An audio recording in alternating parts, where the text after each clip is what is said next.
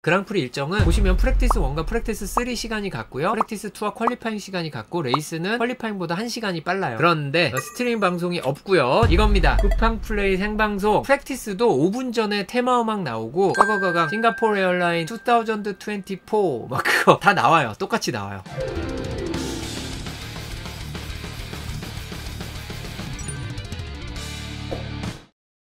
국내 최초 프랙티스 세션 포함 현장 생중계! 다시 한번 말씀드리지만 우리나라는 쿠팡 플레이가 중계하기 전에 레이스 생중계도 몇 경기 안 하던 나라였고요. 몇 년 동안은 아예 그 레이스 생중계도 없었고요. 그리고 프랙티스에는 퀄리파잉이나 레이스에 안 나오는 CG들이 나옵니다. 다른 얘기들을 할 것들이 많고 새로운 개념들도 있어요. 뭐 예를 들면 인스톨레이션 내 퀄리파잉 시뮬레이션, 레이스 시뮬레이션, 그 다음에 그놈의 샌드베깅 얘기도 할 겁니다. 프랙티스를 보라고 절대 강요하지 않습니다. 당연히 퀄리파잉 레이스보다 재미없어요. 처음 보시면 더더욱 그렇고요. 하지만 보시면 좋을 거라고 구걸은 합니다. 강요는 안 하고 구걸할게요. 프랙티스에 막 너무 많이 기대를 하기보다 그냥 다른 거다, 편안하게 즐기자고 봐주시면 좋겠고요. 주변 분들한테 편안하게 보시라, 자팍사전 저 프랙티스 저거 좀 보고 보시라 말씀 부탁드리고요. 좋아요도 물론 부탁드립니다.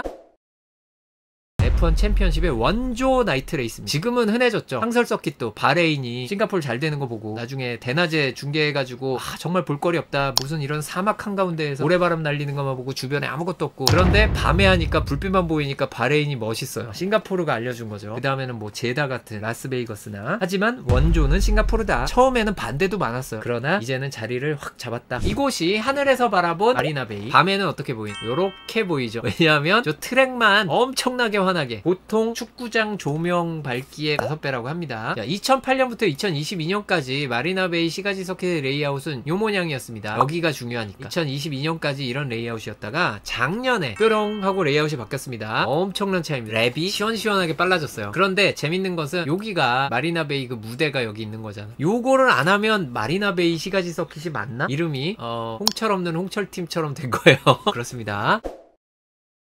빌드업 과정에 따라 4강팀 모두 우승 도전이 가능할 것으로 분석됩니다. 요즘 분위기가 어때요? 라는 것이 의미가 없는 서킷입니다. 작년에 페라리가 시즌 내내 좋아서 싱가포르 그랑프리 가기 전에 분위기가 좋아서 싱가포르에서 폴 포지션에 우승한 게 아니거든요. 프랙티스 때부터 분위기가 좋았죠. 그래서 이번에 프랙티스 때부터 분위기가 누가 좋은지 좀 지켜보시고 4강의 경쟁 구도가 어떤지 보시고, 그 프랙티스 때 구도가 그대로 가는 건 또 아니죠. 그대로 갈 수도 있고. 이걸 모르니까 재밌는 게 스포츠잖아요. 레이스에서 많은 변수와 전략 및 상황 대처 승부가 중요합니다. 세이프티카가 안 나왔어요. 지금 7경기째인가 8경기째 안 나왔는데 제 기억으로 싱가포르가 세이프티카 100%예요. 8경기 연속 세이프티카 없는 상황이 이길 것인가, 100% 세이프티카의 싱가포르 마리나베이 시가지 서킷이 이길 것인가. 이게 정면 승부입니다. 프리뷰에 제가 관전 포인트 안 썼는데 노 세이프티카의 흐름과 100% 세이프티카의 싱가포르의 대결. 야, 가슴이 웅장해지는 대결이죠. 누가 이기나.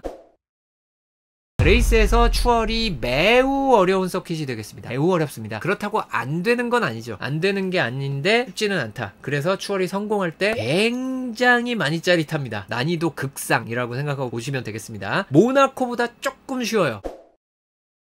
높이 변화폭이 매우 적고요. 높이의 변화는 영향을 안 주지만 노면은 상당히 불규칙합니다. 브레이킹 할 때 괴롭히거나 바터밍, 가끔은 포포싱, 바터밍 이슈, 바닥이 자꾸 닿아요, 차가 튀어요, 이런 얘기 정말 많이 나오겠죠. 프랙티스에서 누가 불평을 많이 하나 잘 봐주시면 좋겠고요. 사고 발생 가능성이 높은 코너가 많습니다. 특정 코너에서 높다기보다 서킷 전체가 사고 위험이 높은 전형적인 시가지 서킷입니다. 하늘에서 본 스트레이트 2017 이런 일이 벌어질 수 있는 곳입니다. 가운데 있는 드라이버가 베르스타펜, 물론 다 리타이어 했죠. 제일 가슴 아픈 건 스타트를 잘해서 이 3명을 제치고 지나갈 수 있었던 알론소도 여기 휘말렸다는 문제의 5번 코너입니다. 제법 속도를 낼 수 있을 것 같잖아요. 바짝 붙어서 그러다 보니까 여기 바짝이 과하면 부딪히는 거죠. 그리고 문제의 10번 코너 그 10번 코너가 지금은 현재의 레이아웃은 이래요. 그러니까 러셀이 저 앞에서 끝이 살짝 부딪혀가지고 여기까지 쭉 왔다는 거기 10번 코너입니다. 그 다음 여기는 이제 앤더슨 브릿지입니다. 굉장히 작고 짧아요, 다리가. 여기서도 추월 시도하고 막 그런 차들이 있다. 근데 추월 시도가 쉽지는 않다. 왜냐하면 그 다음 13번 코너가 오른쪽으로 돌다가 왼쪽으로 도는 코너이기 때문이죠. 어쨌든 이게 앤더슨 브릿지가 되겠고요. 서킷 전체 사고 위험이 높다. 다른 데서 사고가 날 수 있다라고 보시면 되겠습니다.